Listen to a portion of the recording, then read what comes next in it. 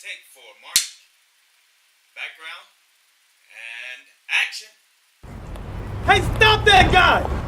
Somebody call an ambulance! Ah!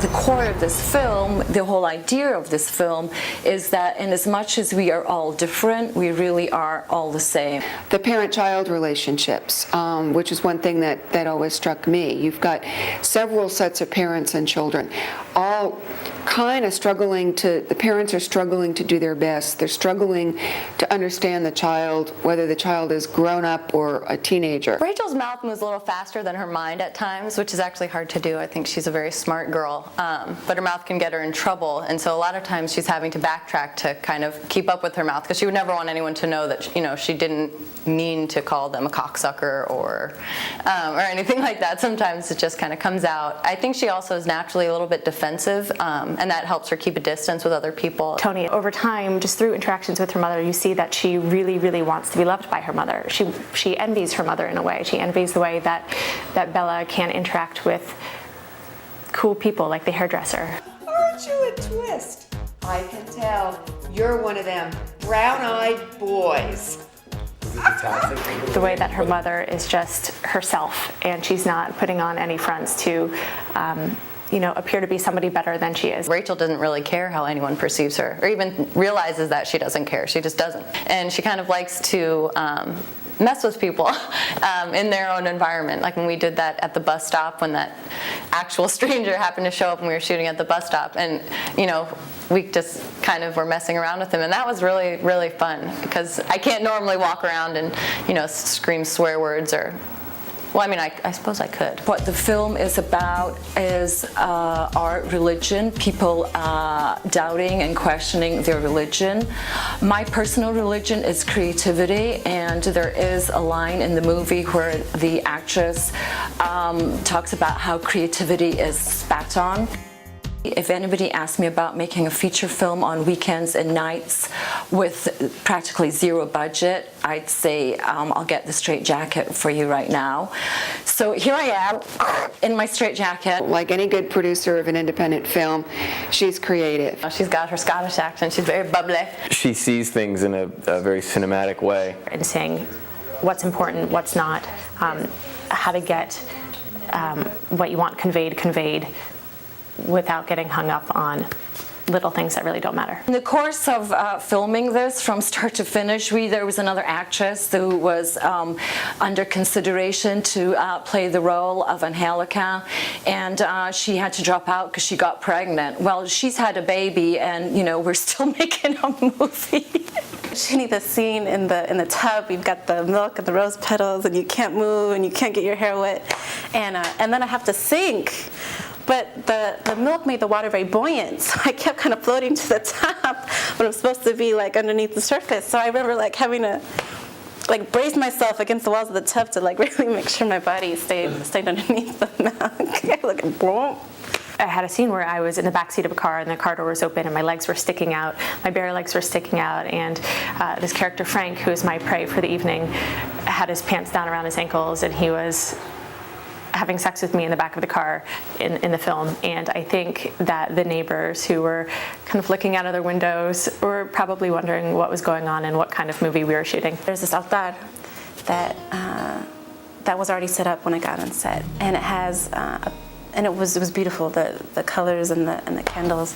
And there's also, I had given old photographs, and so there were pictures of my mom on the altar, and that was one of the first scenes I shot, and it was very memorable and very powerful. And I memorized the body language, every single movement that Brando does in those scenes.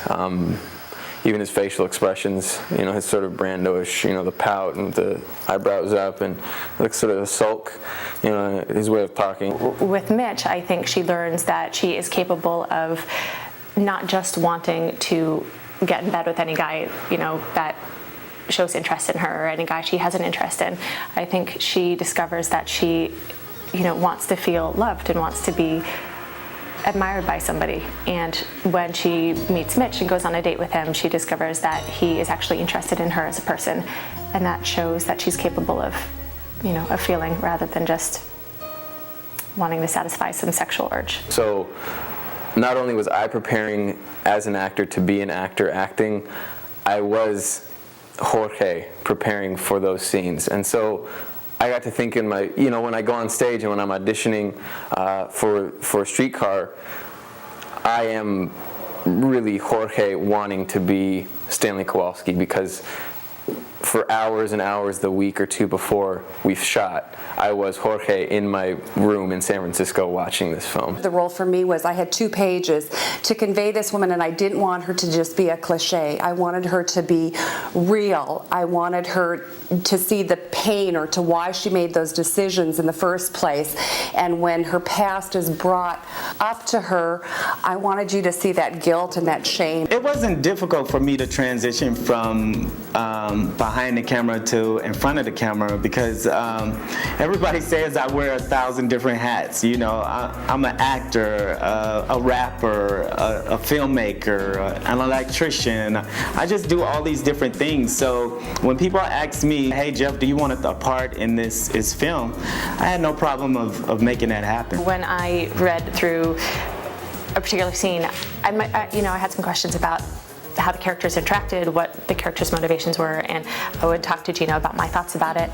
He would sit there and talk to me about his thoughts about how the characters bounced off each other and played off each other, interacted with one another. It really, really helped to make the scene feel more real. I see film, especially independent filmmaking, as an opportunity to work personally on your body of faith, because it puts you in situations that you have to rely on something larger than your big master plan that you had. Mine's a 2-page role. He's got so much to concentrate on.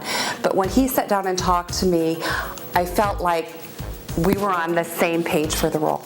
Gino can intellectualize a scene, intellectualize a character, intellectualize the motive for a character to be on screen or in the character's life. Gino gave us direction and discussed where he saw our character and his vision for the scene, but he never over-directed. Just sort of slow it down, just a little bit more natural speed. Okay. Just a tad. Okay.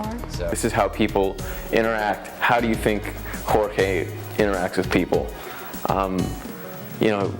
Everyone has the need for validation. The life of the artist, to focus on all the mistakes and figure out how to turn the mistakes into gold. It was quite a ride. For being an independent feature, you expect kind of a minimalist setup as far as locations, as far as actors, and here we are with 6 primary actors, 20 less other characters, and then shooting all around San Francisco. This is definitely a postcard movie for San Francisco, shooting pretty much almost every location under the sun at San Francisco. So much of the story of Mismo is about contrasts, right? I mean, you look at contrasts between characters that are parent and child, characters that are friends, characters that are would-be business partners, would-be lovers, and they're all different. They all get into these relationships of tension and balance. By the end of the movie, you see how different characters and different lives are very intertwined, and how they affect one another, how one person's actions can really affect the future of another person. Mismo. See it now.